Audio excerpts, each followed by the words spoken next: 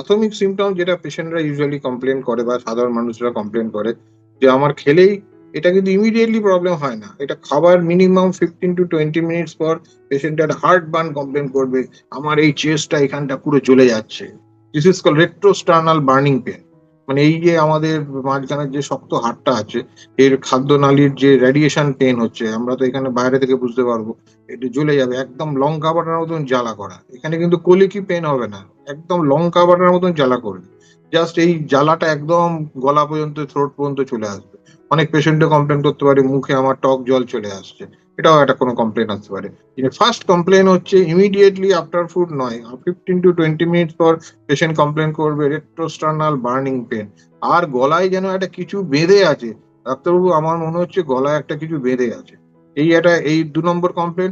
অনেক সময় patient relief হওয়ার জন্য গলায় আঙুল দিয়েও বমি করে, very common in our practice.